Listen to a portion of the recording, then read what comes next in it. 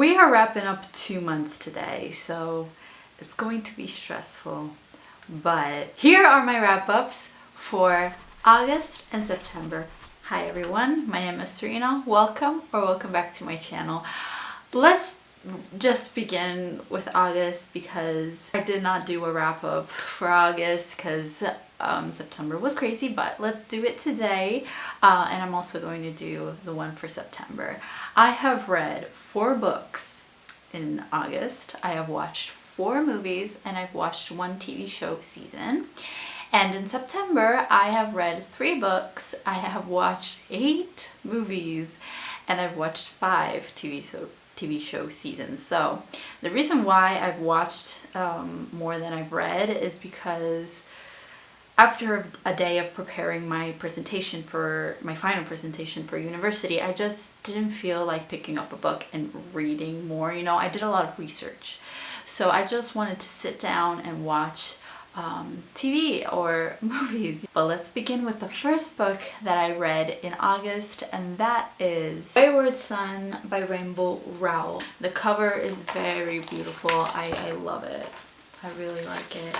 And it is inspired by Harry Potter, but at this point in this second book it honestly is different because it is about the 3 main characters. We have Baz, Simon, and the girl Penelope. They go to America to save Agatha because she gets in trouble. Agatha goes to America because she wants to stay away from magic. It's like an adventure kind of story, and it was good. I have listened to the audiobook on Script. The next book that I read right after I came back from my little vacation, and it was Midnight Sun. It just came out. It came out I think on the 4th, and I read it on the 9th maybe. I read this 700-page book in 2 days. It is the same story of Twilight. I have an entire video about it. So if you're interested in my thoughts, go watch it. I'm not gonna make this video longer than it has to be. The next book that I read is Pretty Little Liars by Sarah Shepard.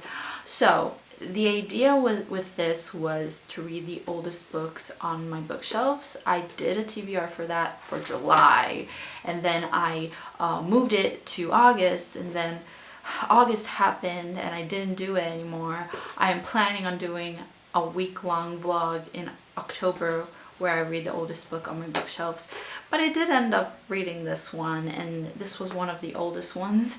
I still have Flawless. This is an entire series. I am not gonna read the entire series. I just own these 2 books, and I'm going to read these 2 books, and that's it because I own them. They're quick reads, really quick reads. As many of you may know, this is a TV show, and this book, this 280-page book, is for just the first episode. So the first episode of the show is this book. It is about these 4 girls who, I believe 2 or 3 years after the death of their friend Allison, they receive anonymous texts on their phone by a person called A, and that's it. That's how this book ends. Spoiler alert. The last book that I read in August was The Carnivorous Carnival by Lemony Snicket. This is the 9th, I think the 9th book. I have buddy read this book with Kelsey from Bookishly Nerdy. It is the 9th book. I don't want to spoil, but it is getting there, you know. There are a lot of different things from the first books, like the kids are getting, you know, smarter. They're on their own pretty much because Mr. Poe isn't dragging them around anymore, and we're getting more and more clues. As for the movies, the first movie that I watched was Parasite. I watched it in the cinemas because, you know, right now there aren't many new movies, so the cinemas are playing older movies, and this movie won the 2019, you know, Best Movie Award at the Oscars, and it is South Korean. This is a story of a boy, man, let's say, he's in college. He gives private lessons to a daughter of a rich family. He is poor, his family is poor, and slowly every member of his family, like the sister, the mother, the dad, all work for this rich family, and they don't know that they are related. So stuff happens, and it was great, honestly. Next, I watched Mamma Mia, Here We Go Again, and it was cute. It's not my favorite movie ever, but I just love musicals, and I love the songs. Dancing Queen, that song. This story is about the daughter that is opening an hotel, and we get flashbacks to the mom meeting all the dads, and it was just fun. The next movie that I watched is actually an adaptation from a book, and it is The Sun Is Also a Star. Generally, I'm not a big fan of these teen romance movies, and I found this to be very realistic. I also believe that the book may have written the situation better, you know, because I don't know how many pages the book is, but a 400-page book may seem more realistic than a 1 hour and a half movie in which these two teenagers basically fall in love in 3 hours, and not even 3 hours. And it is about this girl who is getting deported back to Jamaica, I believe, and she is trying to delay this. She meets this boy, and yeah, they spend the day together. The last movie that I watched is actually a movie I still have to reread the summary. Tenet. It's a Christopher Nolan movie. It's the newest one. I think it's like the first movie that came out after COVID in the theaters. And I was confused. I was so confused. Christopher Nolan also directed Inception, and I need to rewatch that. And I remembered being so amazed and, you know, confused. But this one, yeah, I have to reread the summary and rewatch the movie, and I've missed a lot of things. I'm sure I missed a lot of things. There's Robert Pattinson in this one. The only season that I watched in August was Riverdale season 3, and Riverdale, it's not my favorite at all, but it is fun. Being the 3rd season, I don't want to spoil, but it's about these teenagers in Riverdale, and mysteries happen, you know, there are serial killers and different villains throughout the the episodes. But yeah, in particular in this season, there was this cult, and I was so angry most of the time. Everyone was against Betty Cooper. I'm like, Betty, stay strong. I think that was the most interesting part of this season. Moving on to September. Let me just say that I've read the 10th book in the series of unfortunate events, and that is The Slippery Slope. It was great as well. I think this entire series is a great children's series, and I wish I had read this when I was a kid. This is my first time reading it. In particular, this one is set on a snowy mountain. I can't talk about the 10th book of a series. Then I read I Know Why the Caged Bird Sings, and I have been wanting to read this book for a long time. It is a memoir, and it's about her, Maya Angelou's life from when she was a kid till she was 17, 18. I think it was set in the 1930s or 40s. There were a lot of like racist scenes happening, and trigger warning for, you know, sexual violence, and I'm happy that I actually finished this book finally, and I'm not gonna rate it but it was great. It was great. The last book that I read, I actually finished it yesterday, and I still have to make my mind up. It is Dark Dawn by Jay Kristoff. It is the 3rd and final book in this trilogy, the Nevernight trilogy, and it was good. I'm not gonna say it's bad, but I just found myself, I read the audiobook, I found myself being bored. He was making fun of the fact that a lot of people have, you know, criticized his footnotes and the fact that we can tell it was written by a man. He actually wrote it in the book because there's this kind of meta thing that it's a book in a book, and he was criticizing the book.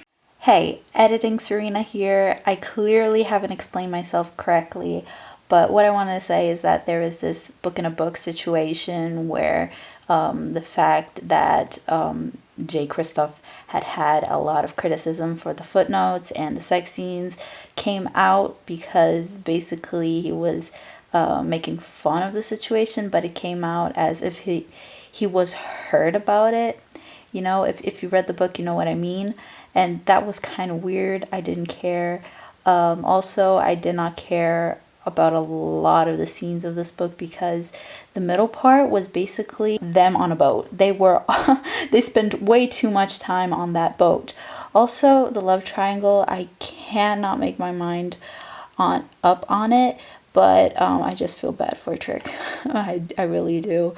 And it just didn't have the same vibes as the previous two books, you know. Everything happened as it was supposed to. Mia was basically the chosen one. There weren't a lot of shocking scenes, and she basically killed off everyone she was going to fairly, you know, quickly. And yeah, that's it. I don't know, if you read the books, you know what I mean. It's true. The footnotes are kind of confusing. I don't hate them. I think they're interesting. It's a new way. I never read a book with footnotes, like a fiction book with footnotes. And you do tell it that it was written by a man, especially when there are all those sex scenes and, you know, the smut scenes. The ending was satisfying. I was just over it. And Nevernight is my favorite because I like the whole school thing. I guess, you know, they were at the School of Assassins. As for the movies, let me just quickly talk about them after. I have a video about that. It was bad but fun. Watch the video if you're interested in my thoughts. I have watched 3 like horror movies, like the famous horror movies: Annabelle 3, Insidious 4, and The Conjuring 2. There were 2 stars for me. I am not a big fan of these types of movies. I just really wanted to watch them because I have watched all the previous ones, you know, and I just said, why not? Let me just continue them. And yeah, not my type of movie. They all seem the same to me. Conjuring was, I think, a little bit more interesting because it was about like a haunted house, and yeah, the other 2, no. But believe it or not, there was a worse movie, Work It on Netflix. That one was a 1 star for me. It was not for me at all, and it's about this girl who wants to go to the college her father went to at all costs. So she tells the interviewer at the university that she is a dancer, because the interviewer was very interested in this dance crew at the school, and she told her that she was going to participate in the competition. So she makes her own dance group, and, you know, dancing teen movie, not for me. But it was very, very cringy. Then I watched Black King by Beyonce. I don't know. It's about, it's a visual album. I don't know what I was expecting, but I didn't think it was going to be a visual album. I don't know why, but it's a visual album of The Gift to the Lion King. Beautiful visuals, very colorful, very artistic. I love Brown Skin Girl is my favorite one. And I got emotional. But what I really want to know is the opinion from people from Africa, you know, if it's a faithful portrayal, because it talks a lot about Black like African culture, and I want to know their opinion. The last 2 movies that I watched were American Pie 2. This is such a like late 90s 2000s movie. You can tell because there are a lot of things that they would not do today. like the lesbian thing. Ugh, they would not do it today. I hope. I don't know. It felt weird watching it in 2020. The last movie that I watched was at the cinema, and it is Unhinged, or in Italian it's called Il giorno sbagliato. The main character is Russell Crowe, and it was good, honestly. It kind of gave me anxiety, you know, because it's about this woman who is late for work and she has to drop off her kid to school, and she tries, you know, some shortcuts to find the fastest way to arrive to school, you know. There's this guy, Russell Crowe. There is this green light and he is not moving. The woman honks at him and he gets pissed and starts chasing her and following her. It was fine. It was good. Like, between all of these movies, I think this was the best one that I've watched this month. For the TV shows, I have watched with Kelsey. We watched on, you know, Netflix Party. We watched the second season of A Series of Unfortunate Events. They did a great job adapting these books, and they added a lot more, you know, things that I enjoy, like different characters. And you see, like in the books, we only see, you know, the kids. But in the show, we get to see the other adults, what they're doing, and I really enjoy the changes, honestly. I also watched Little Fires Everywhere. I'm planning on doing a separate video about this because I have a lot to say. I have notes somewhere. But yeah, this was also very well done, and there are a few different things from the books. They did, and Kerry Washington and Reese Witherspoon were amazing, and I have to talk about this in another video. Yeah, I have to like compare the books and the show. Stay tuned for that. Then I watched Elias Grace. This was a short, I think 6 episodes, 7. I think it's also adapted from a book by Margaret Atwood, I believe. It is about this girl who moves from Ireland with her family to Canada. This is set, I guess, in the 19th century, maybe. She moves to Canada and she's a servant. She ends up killing 2 people. So we discover during these episodes what actually happened. And it was interesting. Then I watched The Hunters on Amazon Prime Video. That was cool. It is about these group of Jewish people who in the 1970s, yeah, are hunting the Nazis in America, because there were still Nazis in America, because America gave them safe haven, basically, and they are hunting them down. It was interesting, and it ended on a cliffhanger that I really wanted to continue on with the show. This was a good one. There is Logan Lerman and Al Pacino. There's a twist. Like, I wasn't expecting that. Lastly, this was a short and sweet show. It is Dollface, 10 episodes, half an hour each. There's Shay Mitchell. It is about this girl who breaks up with her boyfriend after 5 years, and she has no friends because when she got into a relationship, she just never contacted her friends, like slowly, you know, broke off their friendship relationships, and she's slowly trying to get back to them. And she's slowly figuring out that female friendships are very important, and this really happens in real life. It really does, and it's sad. So yeah, those are all the books that I've read, all the movies that I've watched, and all the TV show seasons that I've watched as well. And I know that I didn't go too much in detail, but I tried my best. It's a long video. I hope you enjoyed it, and I'll see you guys in my next video. Bye!